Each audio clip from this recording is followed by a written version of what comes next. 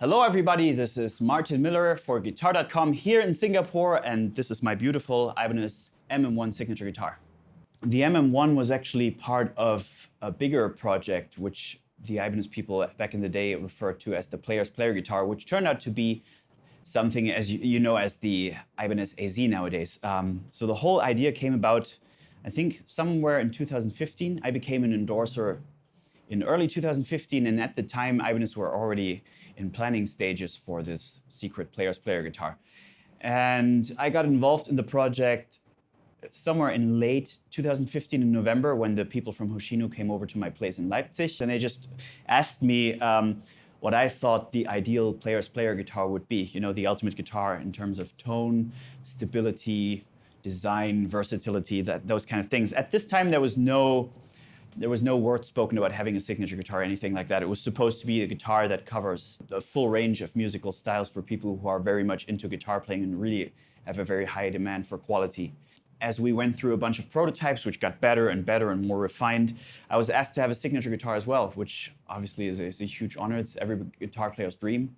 Well, this is pretty much stock, because honestly, the AZ turned out to be anything I wanted to be in the first place. So I honestly can take any AZ off the range, be it off the shelf, be it a premium or a prestige, and do a gig with it, no problem. The only thing that I thought about, if it really had to be a signature guitar, it had to have a mahogany body, which is what I've always been playing for God knows how many years now. Like all the guitars that have stuck with me for a number of years, that I played 5+ more years, they've all have been mahogany guitars. Yeah, mahogany body, flame maple top, and obviously a unique color, which you can find. You can find it on some other guitars, but not without a pick guard. So it really shines through in this guitar. It came down to like 30 different color designs we had, and that I was choosing from, and there was 2 that really sprung to my mind as being a possible signature color. One was actually kind of pink, which is something that I thought would be cool, but ultimately would not quite be me. I don't think pink suits me. I'm not the kind of guy who can pull off pink.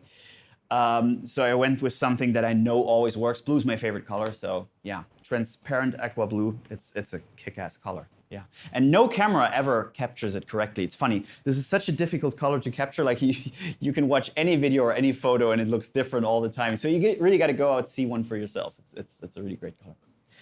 I like single coil pickups. I like humbucker pickups. I like all kinds of pickups. I love Tele style pickups.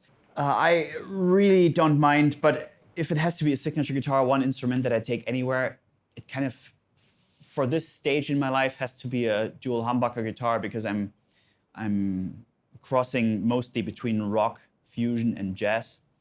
So obviously for rock, the humbuckers, especially the bridge humbucker, just cuts it, and the neck humbucker for all the really fast picking stuff sounds really cool. But it also, unlike single coils, can give you a really dark, almost hollow body jazz sound. I know the single coil AZs can do that as well with some of the extra switching, but it does not quite sound the same. This is more mid-rangey. This is more like what you would hear from somebody like Pat Metheny or so. And this is a sound that I'm really drawn to. And especially when I'm playing in a duo setting, like with Tom Quayle, as I'm doing currently, that's a sound I don't want to miss. Yeah, it's impossible for me to be objective about it. It's like, this is my kid, you know? It's just, how does it compare to other kids? Of course, it's the best. However, I do think that in the market of stock guitars, non-custom guitars, and in this price range, I honestly have never played a guitar that comes anywhere close to this. You just got to try one out. The beauty is you can just go in pretty much any guitar shop and try one out, because they're all out there. And yeah, as far as non-custom guitars in this price range, I don't think there's a competition out there right now.